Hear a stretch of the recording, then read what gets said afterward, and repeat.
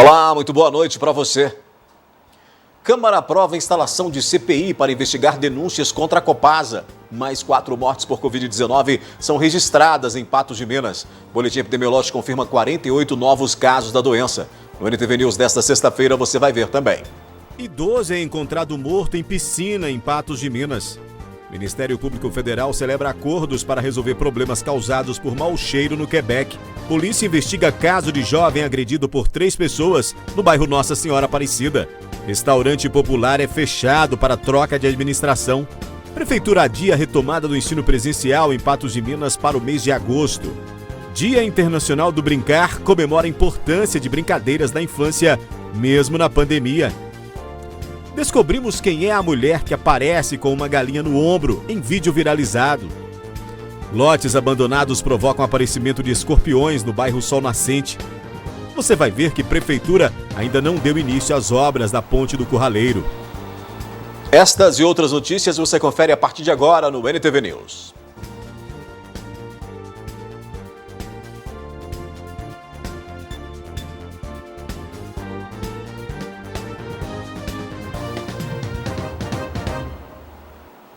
Um idoso foi encontrado morto na tarde de hoje na piscina de casa em Patos de Minas. O repórter Matheus Borges conta os detalhes dessa história. Esse fato aconteceu na rua Recife, no bairro Alvorada, aqui em Patos de Minas.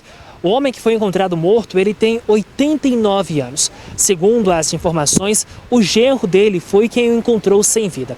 Tudo começou a partir das 6 horas da manhã, quando o genro deste senhor acordou, preparou o café da manhã e levou a alimentação até o quarto deste homem. Mas, quando ele chegou por lá, acabou não encontrando esse idoso de 89 anos. Então, o genro passou a procurá-lo pela casa, o chamando, no entanto, acabou não tendo respostas. Porém, quando ele chegou na área da piscina, acabou encontrando o corpo do sogro lá dentro. Rapidamente, o SAMU foi acionado. O médico responsável por essa ocorrência acabou encontrando essa vítima já sem vida. O corpo deste homem de 89 anos foi encaminhado para o Instituto Médico Legal aqui de Patos de Minas. Segundo informações iniciais, este idoso de 89 anos, teria problemas psicológicos. 4 acordos foram celebrados pelo Ministério Público na ação que apura as responsabilidades dos transtornos causados pelo mau cheiro e outras irregularidades nos residenciais Quebec 1, 2 e 3 em Patos de Minas. No início deste mês, o Ministério Público Federal encaminhou ao juízo 3 acordos firmados com o município de Patos de Minas e a Copasa. E nesta quinta-feira, mais um acordo, desta vez com a Caixa Econômica Federal e a construtora Pisolato. No primeiro, ficou decidido que o lodo produzido pela ET, antes encaminhado para outro município, o que aumentava o tempo de exposição e também os maus odores, vai ser descartado ao aterro sanitário de Patos de Minas. O segundo acordo é a capacitação de voluntários para identificar a intensidade dos odores com um canal direto entre a Copasa e a comunidade para o registro de reclamações com funcionamento 24 horas. O terceiro acordo firmado pelo MPF com o município de Patos de Minas visa a realização da análise técnica sobre os impactos negativos sofridos pelos moradores em sua saúde. O terceiro acordo firmado pelo MPF com o município de Patos de Minas visa a realização de análise técnica sobre os impactos negativos sofridos pelos moradores em sua saúde, além da implantação de uma rede de serviços e atendimentos médicos psicológicos especializados para essas pessoas, que serão assistidas e monitoradas. O quarto acordo, feito entre o MPF, a Caixa Econômica Federal e a construtora Pisolato, diz respeito à contratação de uma empresa para a realização de estudo diagnóstico da situação da ET e a posterior apresentação de um anteprojeto que aponte as medidas corretivas para eliminar ou reduzir a liberação de maus odores, possibilitando a implantação das medidas. Um rapaz de 19 anos foi agredido por 3 pessoas nesta sexta-feira. O ataque violento aconteceu na rua José Cassiano Caixeta, no bairro Nossa Senhora Aparecida. E o Matheus Borges volta para falar desse assunto. Segundo as informações, esse fato aconteceu na rua José Cassiano Caixeta, no bairro Nossa Senhora Aparecida. Uma unidade do SAMU foi acionada. Quando os profissionais chegaram no local, encontraram esse jovem de 19 anos totalmente ensanguentado. Rapidamente, essa equipe prestou o socorro necessário e encaminhou esse jovem para a unidade de pronto atendimento aqui de Patos de Minas. Segundo as informações, esse garoto teria sido agredido por 3 homens. A Polícia Militar foi acionada e segue na tentativa de rastrear e identificar os autores desse fato, que acabou com um homem de 19 anos totalmente machucado na tarde dessa sexta-feira aqui em Patos de Minas. A seguir aqui no News, restaurante popular é fechado para troca de administração e a Prefeitura adia a retomada do ensino presencial em Patos de Minas para o mês de agosto.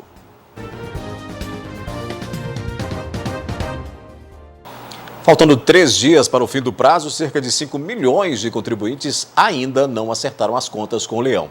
Segundo o balanço mais recente, 27.576.564 contribuintes enviaram a declaração do Imposto de Renda à Pessoa Física, ou 84,5% do previsto para este ano, Os números foram divulgados pela Receita Federal com dados apurados até às 11 horas desta sexta-feira. Neste ano, o fisco espera receber até 32.619.749 declarações. No ano passado, foram 31.980 declarações. O prazo de entrega começou em 1º de março e vai até às 23h59 da próxima segunda-feira. A gestão do restaurante popular de Patos de Minas mudará a partir do próximo mês. O contrato de serviço tem valor acima de R$ 2.200.000 mensais. Para ser feita a transição da atual para a nova empresa, a oferta de refeições no restaurante popular ficará suspensa do dia 31 de maio ao dia 10 de junho. Esse período será utilizado para a reforma do espaço. Do lado de fora, ainda enquanto funciona, pessoas à espera para poder se alimentar no restaurante popular de Patos de Minas. O Elmar frequenta o lugar desde a fundação, há 11 anos. Mas e esse tempo que vai ficar fechado, atrapalha um pouquinho? Atrapalha, Porque a pessoa está acostumada a vir para cá, então atrapalha. Agora eu vou procurar lá na beira da rodoviária, lá, eu vou comer lá. Até ficar pronto? Talvez eu continue lá, porque paga R$1 a mais, eu vou ficar por lá mesmo. Enquanto a esposa viaja, o José Bernardino foi almoçar no restaurante popular. Eu almoço aqui, que além da comida ser boa, é razoável o preço. O José foi almoçar no local e, assim como outras pessoas, caso a situação não melhore, pretende mudar o lugar da alimentação. Nós vamos almoçar lá em casa mesmo, Ou lá na beira da rodoviária ali, o preço é quase o mesmo daqui. Expectativa de quando reabrir? Reabrir e melhorar, Melhorar a gente volta, Se melhorar, vai pro outro lado, Com o fechamento temporário, quem também sofre é o Antônio. Já com as vendas de seus produtos em baixa, a alternativa vai ser buscar outros espaços. Aí eu vendo uns refrigerantes aqui, um picolé, umas máscaras pro povo, uns catavento que eu faço, essas coisas. E agora, o restaurante vai mudar de administração, vai ficar fechado alguns dias. Isso atrapalha o senhor nesse ponto aqui? Não, atrapalha que eu vou pro outro lado, A gente tem muitos lugares da gente ir, E quando reabrir, vai voltar? Volta, aí eu volto. O Ministério da Saúde publicou uma nota técnica nesta sexta-feira com novas orientações para a vacinação contra a Covid. O documento define uma ordem de prioridade para vacinar trabalhadores da educação no país e, na sequência da imunização desse grupo, libera estados e municípios para oferecerem doses também por faixa etária às pessoas com menos de 59 anos sem comorbidades. A abertura dada pela pasta para que cidades iniciem a vacinação da população em geral foi adotada em reunião do Ministério com secretários estaduais e municipais de saúde. Falar em educação, a Secretaria Municipal de Educação anunciou hoje o adiamento da retomada do ensino presencial em Patos de Minas e a possibilidade de início da imunização dos professores para o mês de junho. Mais uma vez, o poder público recuou em sua decisão. Diferente do que havia sido anunciado, o retorno às aulas presenciais em 15 escolas da rede municipal para 8.000 alunos não serão retomadas em junho, mas agora em agosto. Nós temos alguns fatores que fizeram que nós passássemos essa data para agosto. O primeiro deles, nós estamos equipando todas as escolas, algumas escolas que a parte elétrica não sustenta, então nós teremos que fazer, já estamos providenciando essa reforma na parte elétrica para receber os computadores. O outro fator, esse tempo de agora de inverno, que uma simples coriza pode fazer com que a criança se afaste da escola para a gente pensar em sintoma de Covid. Com isso, as séries deverão ter aulas retomadas por etapas. Cada sala de aula pode ter o quê? 50%, né, das crianças, e assim olhando a metragem, que eu preciso ter 1,5 metro entre uma carteira e outra. Então isso tudo vai depender. Nós temos salas que pode ser 50%, como pode ser 30%, que vai caber os meninos. E aí vai ser escalonado, uma semana sim para um grupo, uma semana não para o outro grupo, e isso sucessivamente. Já as aulas nos Centros Municipais de Educação Infantil, os CMEIs, não terão aulas retomadas neste momento. As CMEIs, nesse momento agora em junho, não. Né? Agora, falando do dia que nós estamos. Agosto, como tudo está acontecendo com muita surpresa, né, em relação à pandemia, então agosto pode ser diferente, mas nesse momento agora nós não voltaremos com CMEIs. CMEIs é o quê? São crianças de 0 a 2 anos, né? Então toda a questão da interação é muito diferente dos outros alunos de 4 ao 9º ano, por exemplo. Os pais serão responsáveis pela volta dos filhos. Primeiro o pai tem que assinar um termo, né? Aceitando o filho voltar para a escola. Ele tem essa liberdade de escolha, ir ou não à aula.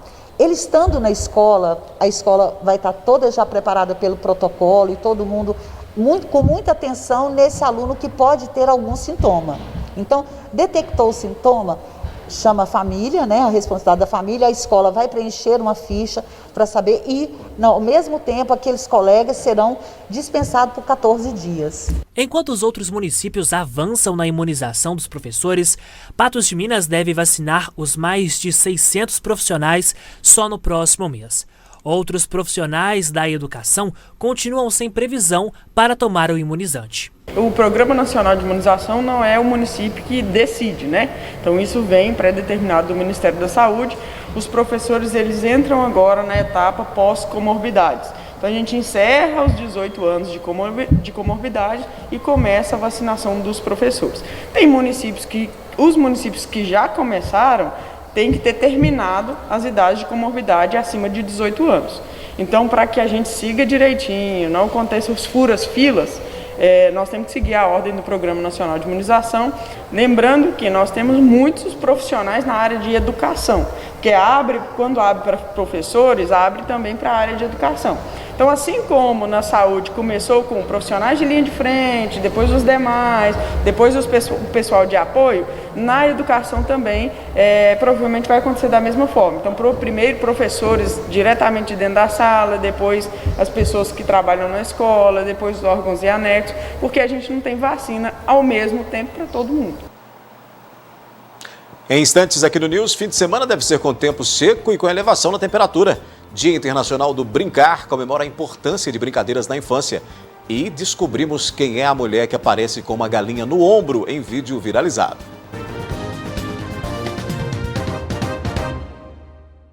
28 de maio é o Dia Internacional do Brincar, que celebra e reforça a importância das brincadeiras para as crianças. Mas em meio à pandemia, cuidados têm que ser redobrados. Nós já mostramos aqui pais e filhos aproveitando momentos fora da rotina em meio ao caos provocado pela pandemia da Covid-19.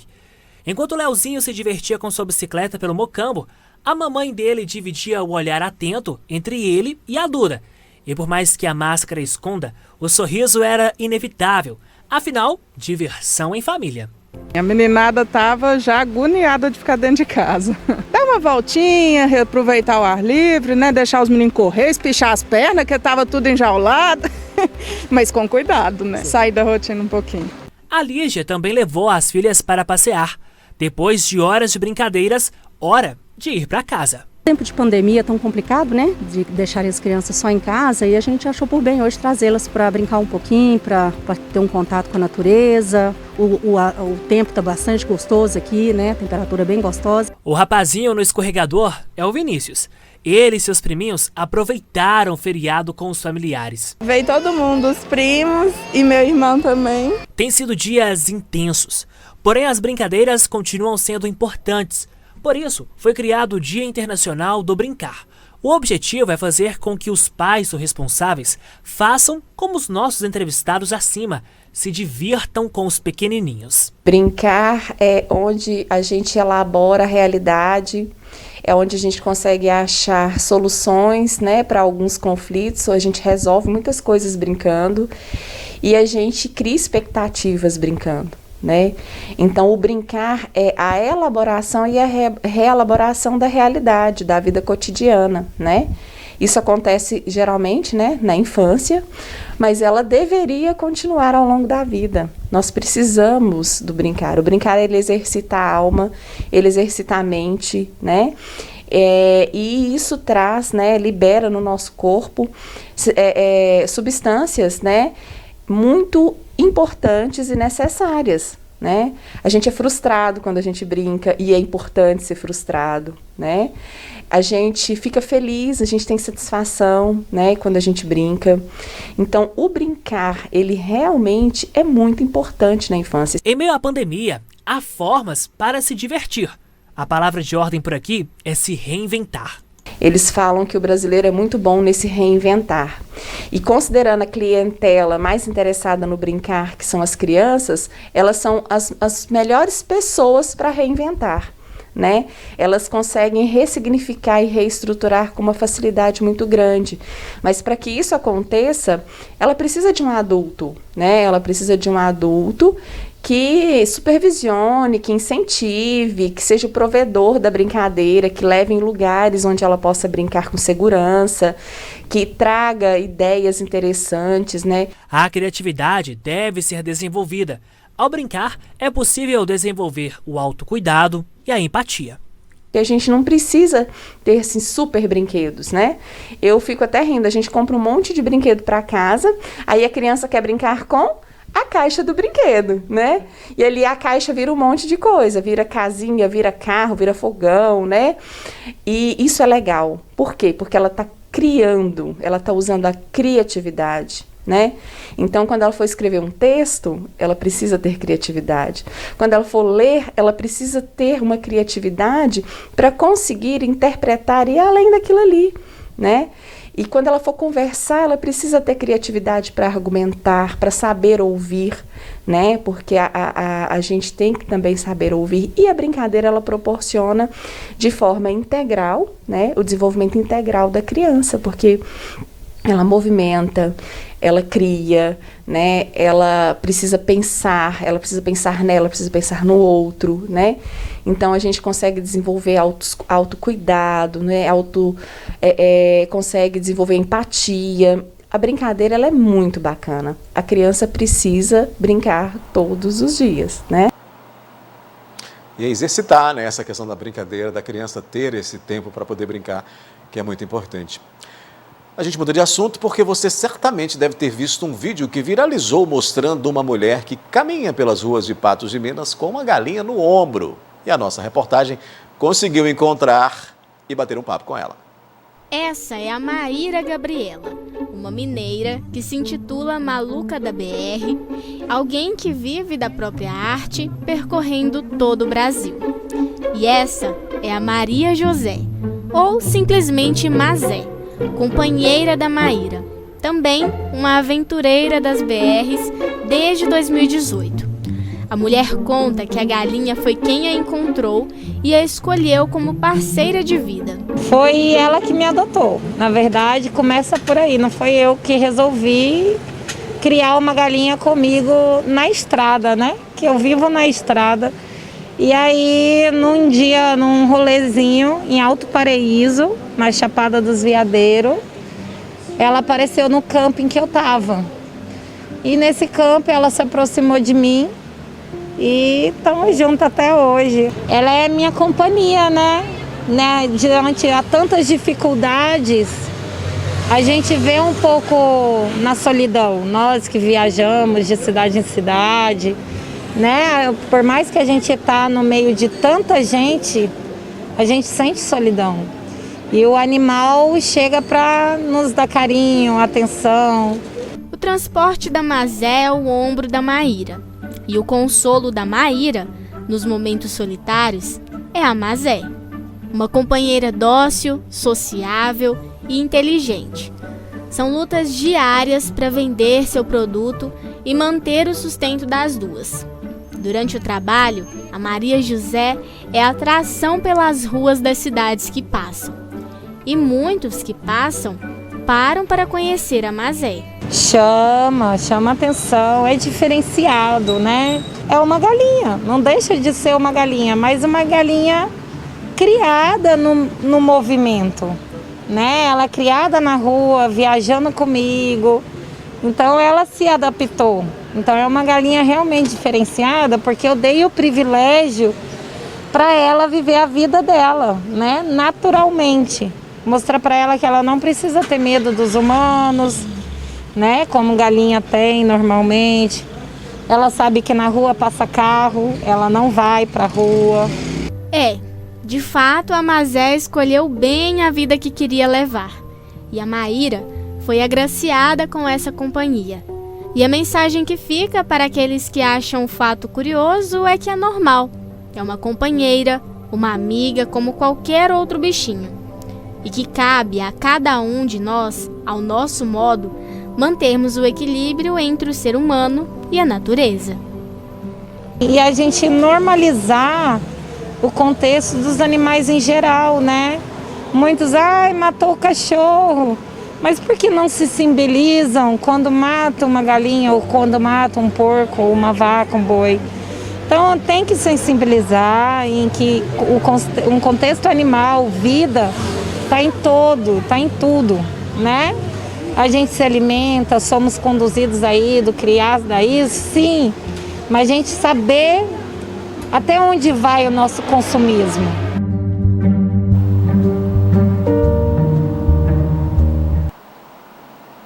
Bacana, né?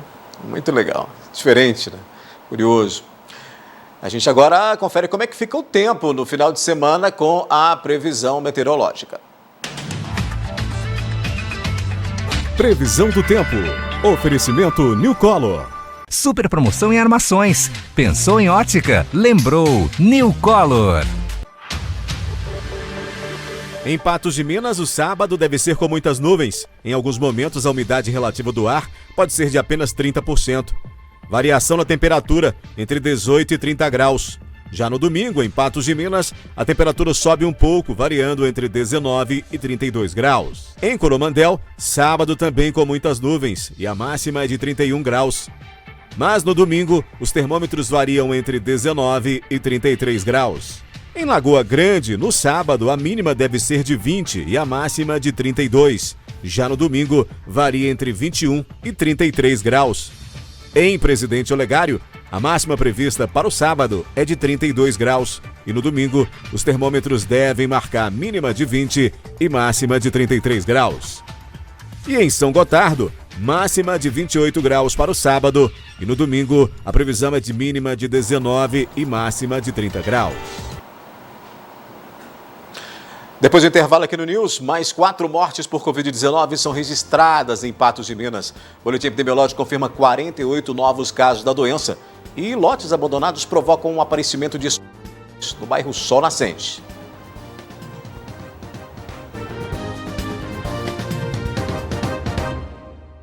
Agora a gente mostra uma reclamação que vem do bairro Sol Nascente, onde moradores pedem providências para os transtornos provocados por lotes vagos com aparecimento de escorpiões.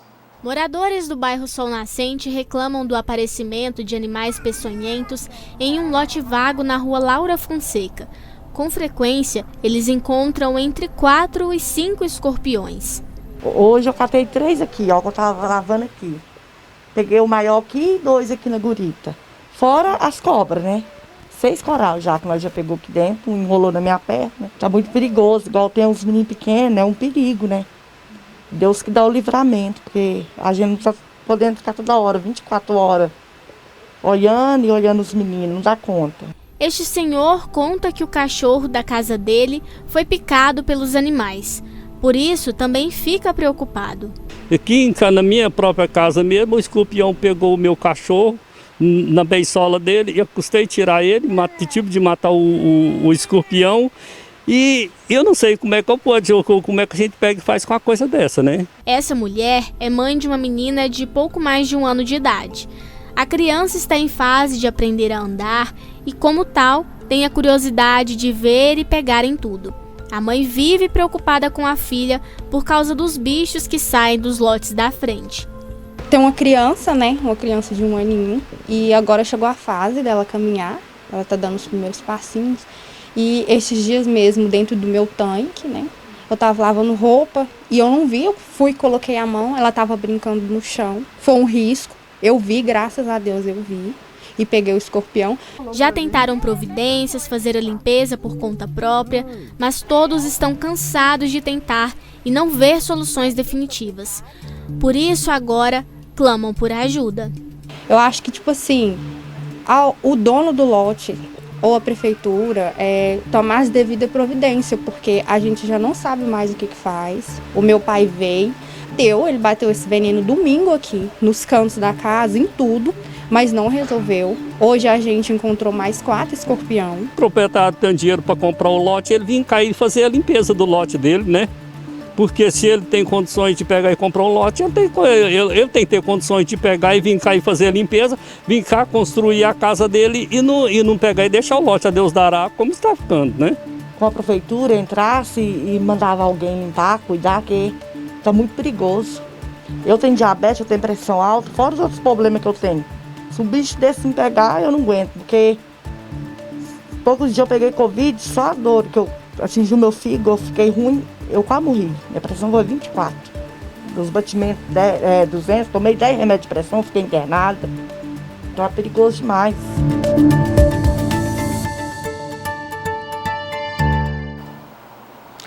Pois é, nós entramos em contato com a prefeitura, que respondeu em nota que não há registro de reclamação quanto à demanda apresentada, mas que a situação foi repassada à ouvidoria e o protocolo foi aberto hoje. Ainda, segundo o texto da prefeitura, a demanda será repassada ao setor responsável para que sejam tomadas as providências cabíveis. E aí tem situações que precisam ser deixadas bem claras, né?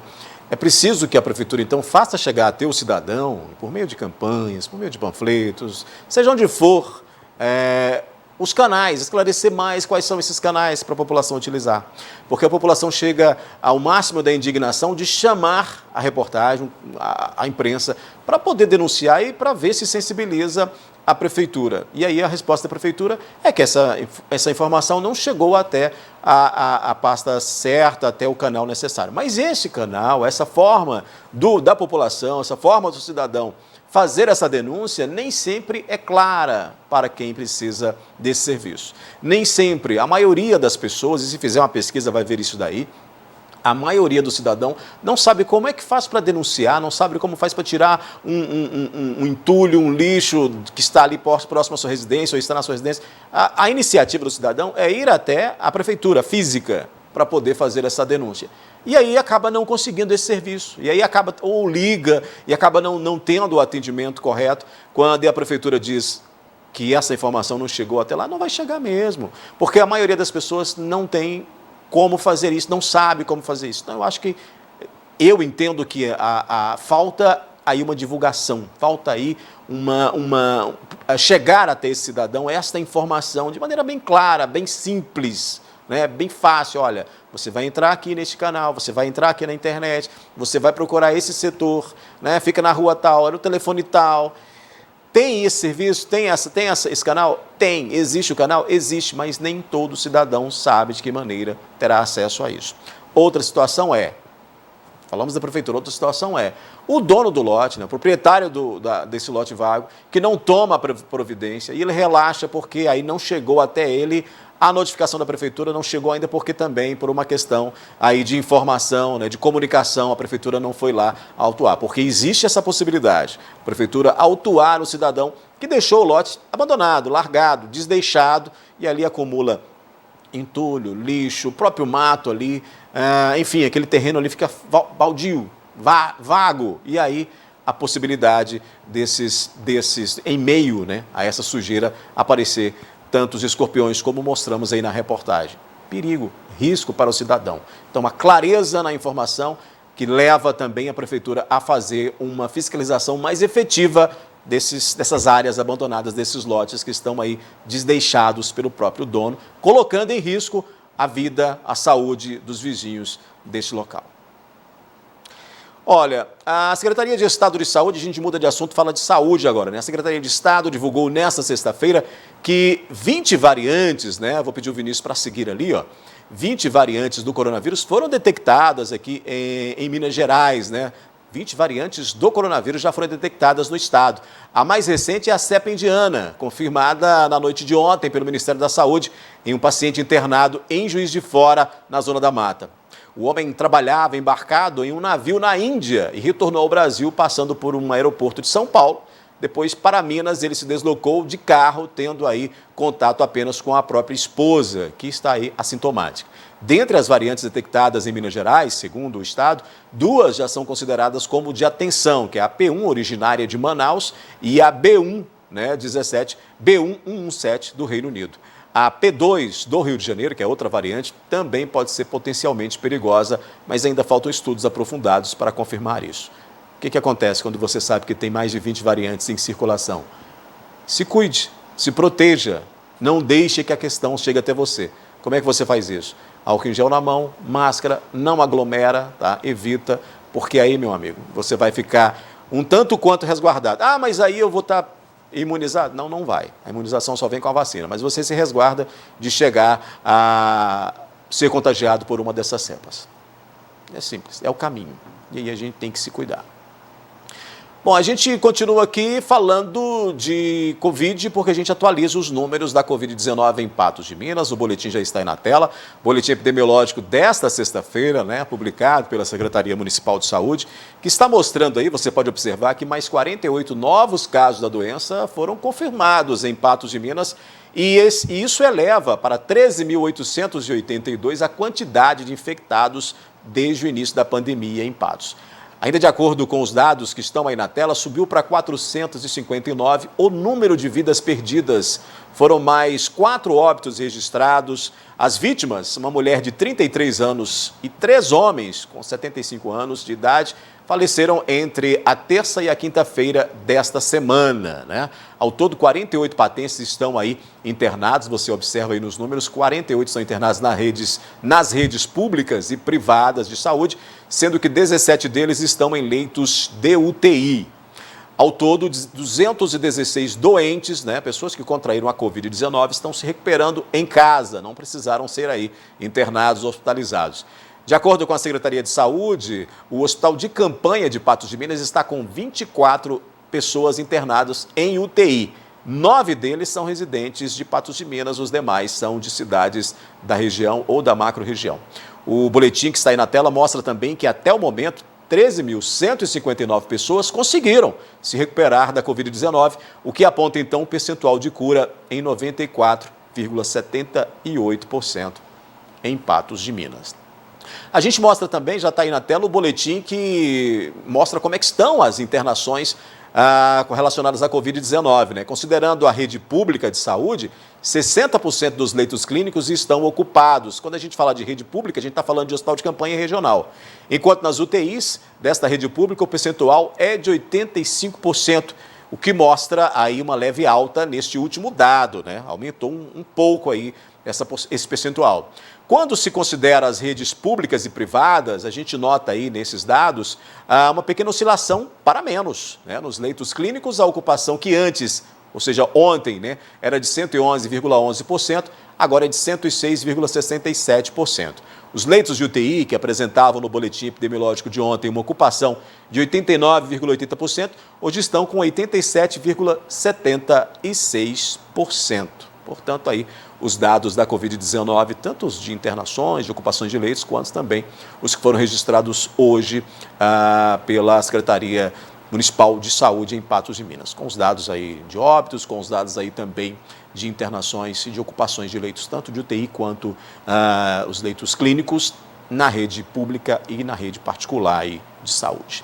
A gente para um pouquinho aqui o NTV News, daqui a pouco a gente fala de política, porque a Câmara Municipal aprovou uma instalação de CPI para investigar denúncias feitas contra a Copasa. Você vai ver também que a Prefeitura ainda não deu início às obras da ponte do Curraleiro.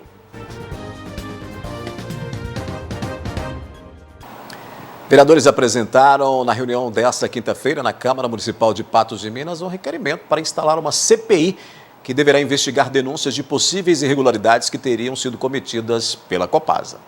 O requerimento para a instauração da CPI foi assinado por 6 vereadores. A abertura do processo se deu após denúncia. Segundo as informações, a Copasa não cumpre o contrato com o município. Ineficiência no serviço de abastecimento de água, inexecução do tratamento de esgoto, poluição de odores da ET, inexistência de prestação de serviços nos distritos e valor abusivo na taxa cobrada pelo serviço. A gente olha assim, a situação da Copasa no nosso município é vergonhosa, todos sabem, né? Então são várias irregularidades, está aí a olho nu, a taxa cobrada aí que a gente acha que não existe, não é justa, trata 100%, a gente acha que não. Então nada mais certo do que uma investigação bem séria, que eu acredito que essa casa vai dar resposta à altura. Foi pedido que entrasse o requerimento que já foi assim votado em plenário e aprovado para que se abra esse inquérito de CPI contra a empresa Copasa, né? Então, por bem, eu achei a hora certa, o momento, em pedir em plenário ontem que instaurasse esse inquérito. Nos próximos 5 dias úteis, a comissão para a CPI deverá ser instalada. 5 dias para montar essa comissão. Inclusive, é importante destacar que foi pedido do vereador Mauri, e ele vai participar sim da comissão, é uma obrigatoriedade que se impõe dentro do regimento interno, não sendo ele presidente ou relator. A partir desses 5 dias úteis, os líderes vão definir quem serão as pessoas a participar dessa comissão de inquérito. Os membros terão 120 dias para concluir as investigações, podendo esse prazo ser prorrogado. Pode sim ser prorrogado, e o que vale destacar é algo importantíssimo. O que essa comissão parlamentar de inquérito ela faz? Qual que é o exercício dela? Vale a pena até destacar que é o artigo 58 do regimento interno que diz as suas atribuições: determinar diligências, convocar secretário municipal, tomar depoimento de autoridades, ouvir indiciados, inquirir testemunhas, requisitar informações, documentos, serviços, inclusive policiais, e transportar-se aos lugares onde se fizer necessária a sua presença. Por meio de nota, a Copasa disse que ainda não foi notificada e não irá se pronunciar sobre o assunto.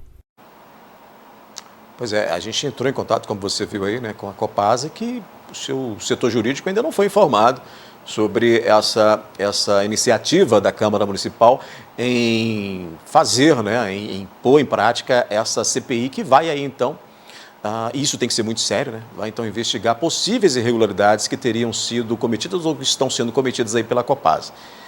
Alguns pontos levantados aí relacionados aí à questão do abastecimento de água, também a questão aí do esgoto, dos valores, né, desse serviço que é prestado ao cidadão, né, ao morador de Patos de Minas. Tudo isso tem que ser visto e revisto. A gente tem aí uma estatal que tem um contrato com o município, um contrato longo com o município, né? Ao longo do tempo, muito se falou nisso, no ano passado também se falou nessa questão de CPI, né? De lá para cá, isso veio ocorrendo numa nova gestão, uma nova Câmara, volta esse assunto aí, dessa possibilidade de investigar. Então, acho que o legislador está no seu papel e ele tem que fazer um trabalho muito sério relacionado a isso. Do outro lado, a Copasa precisa se explicar, né? Precisa colocar aí na mesa quais são esses detalhes, né? E a denúncia foi feita por um morador de Patos de Minas, um cidadão, e a partir daí a Câmara começou a elaborar por meio dos seus representantes, que são os vereadores, para poder colocar aí em prática a implantação de uma CPI, né, de uma comissão parlamentar de inquérito, para verificar todos esses pontos que foram apresentados aí por esse cidadão, né, relacionados aí à questão do custeio, né, se realmente esse valor está exorbitante, a questão também relacionada aí ao tratamento do esgoto, né, o fornecimento de água, como eu disse. Tudo isso e todos esses pontos precisam realmente ser totalmente esclarecidos, precisam ser colocados. É preciso que a Copasa então se explique, é preciso que dentro dessa explicação, né, chegue-se a um consenso do que é e do que não é, porque a CPI ela apura irregularidades, mas até que ponto essas chamadas irregularidades estariam realmente aí sendo promovidas pela Copasa? Ou será que tudo isso não é também uma indignação? Enfim, tudo tem que ser colocado para que o cidadão que fez a denúncia e toda a população possa ter esse esclarecimento da realidade desses serviços que são prestados aí para a Copasa e que não é de agora, né, que vem levantando aí todos esses questionamentos, há muito tempo vem se questionando. Durante a campanha política foi muito questionado sobre isso, né? Falou-se muito, candidatos falaram sobre isso, né? Foi aí matéria de campanha de candidatos, né? Foi pauta de campanha de candidatos. Antes disso também, outras ações foram feitas relacionadas à Copasa. Agora, uma CPI, uma comissão parlamentar de inquérito, vai verificar diversos pontos e a gente espera que isso seja feito de uma maneira muito séria, né? Isso é o que a gente pode esperar, é só o que a gente pode esperar do Legislativo, é que seja muito sério, muito esclarecedor para toda uma população e que aí a gente coloque, então, um ponto nessa questão toda. É irregular? É justo? Não é justo? Né? Está dentro da lei? Não está? A comissão vai ser formada justamente para apurar todas essas questões e a gente vai estar acompanhando aqui, o nosso jornalismo vai acompanhar todos os passos dessa CPI, que vai ser instalada aí na Câmara.